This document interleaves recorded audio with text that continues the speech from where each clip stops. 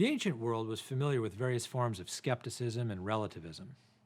Skepticism is the view that it is doubtful whether human beings have knowledge, either in general or in a particular domain. Relativism is the view that what is true is relative to what people think or believe is true. Truth is nothing other than what is true for you or true for me. Sound familiar?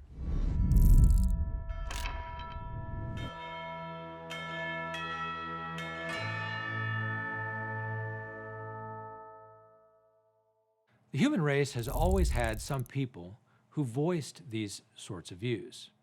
And skepticism and relativism have pervaded various societies more or less. In ancient Athens, for example, there were people known as Sophists. And the Sophists worked diligently to promote skepticism and relativism among the population. And they did so for political purposes. One of the best ways to understand the figures of Socrates, Plato, and Aristotle is to realize that the form of life and thought they took up and called philosophy was precisely a form of opposition to the Sophists, and at bottom a form of opposition to skepticism and relativism. In the philosophical tradition that comes down to us from Socrates, Plato, and Aristotle, one of the fundamental convictions is that there is truth. There is eternal truth. Human beings do not invent the truth, but discover it. And human beings are capable of just that, discovering and knowing truth. These very points are good news to us, since human beings are made for truth, and we long to understand it. Skepticism and relativism are really forms of despair, and contrary to many philosophies of recent centuries, it is neither realistic acceptance nor courageous in any way to embrace the despair or resign ourselves to skepticism and relativism, and dwell in the darkness they propose. One of the essential features of human beings is that we are capax veritatis, capable of truth. Thomas Aquinas provides a common-sense understanding of how the formation and development of our knowledge works. First, knowledge begins in the senses. If we did not have sensory experience of the world around us, our minds would be empty. But we do have a wealth of sensory experience of the world around us. Thomas is confident that our senses tell us the way the world really is. The same conviction underlies all the modern empirical sciences. Second, knowledge is more than just sensory experience. All our experience is potentially intelligible. That means what is given in experience is able to be brought to light on a higher level, the level of understanding and explanation. Experience is like a treasure chest. It contains many truths of a higher order than experience itself. And third, in addition to experience, human beings have intelligence or rationality. Intelligence is essentially the ability to read our experience and bring to light what is intelligible within it. For example, each one of us has a finite experience of a few particular dogs or cats.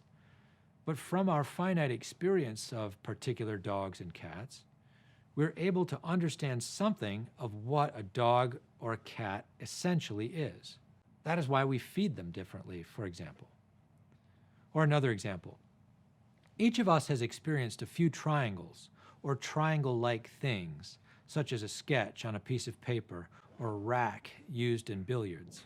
But from out of that experience of a few triangle-like figures, we know something about all triangles as such, a set extending to infinity. We can determine the area of a given triangle according to a universal formula. Intelligence is precisely this ability to ask about what things are, to see what they are to some extent, and to form judgments and reason about what things are, their properties and their causes, from out of what we see of the essences of things. Furthermore, through the act of intelligence reading experience, we're able to arrive at truths higher than ordinary knowledge of cats and dogs and triangles. For example, we know that there is truth. For the contradictory opposite assertion, there is no truth, is a self-defeating assertion. And similarly, with the claims that it is impossible for human beings to grasp any truth, or it is impossible for human language to communicate truth, Rational reflection upon the implications of these statements reveals that they're self-defeating. So using our intelligence, we can know that there is truth.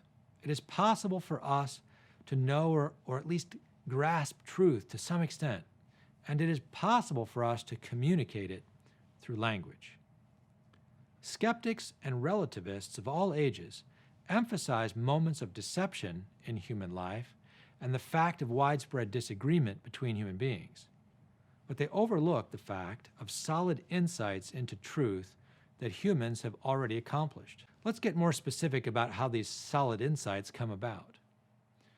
For Thomas Aquinas, our intelligence is a gift of God. It is not a transitory or passing gift, but it's built into our very nature as human. Our intelligence has two sides to it. One side is the potential to understand our experience, and the other side is the active power to understand our experience. Human beings do not start out life fully grown or developed, but we grow gradually into full, flourishing humans. Similarly with our intelligence, it does not start out in a state of full understanding of things, but starts out with the potential to understand them.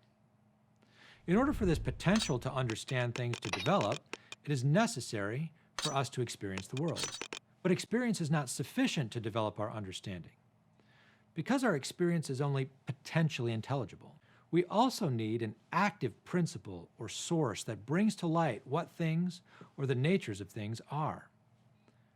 Aquinas thinks that God has endowed all human beings by nature with the active power to understand our experience in a higher way, to seek out and discover the natures and causes of things.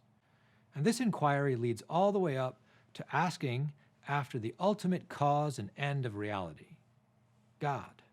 Aquinas calls this active power agent intellect, and he compares it to a light. Just as the light of the sun makes visible for our eyes the things in the world around us, so too does the light of the agent intellect make intelligible for our minds the natures and causes of the things around us in the world. But we need to make two qualifications. First, the power of agent intellect is finite. Human beings can know and understand the truth up to a point, in a limited way. Perhaps it's best to say we can catch a glimpse of the truth of things. Since the power of our agent intellect is finite, we are in no way omniscient or able to be omniscient or comprehend all things. We must humbly accept the gift of a finite light and use it with awareness of our limits.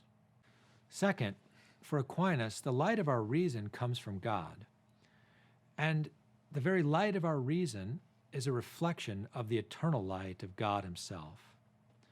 Reason is a first or original form of participation in the divine light. In his gracious love for us, God gives us more and additional light. For example, he gives us the light of faith and the Spirit's gifts of understanding and knowledge and wisdom.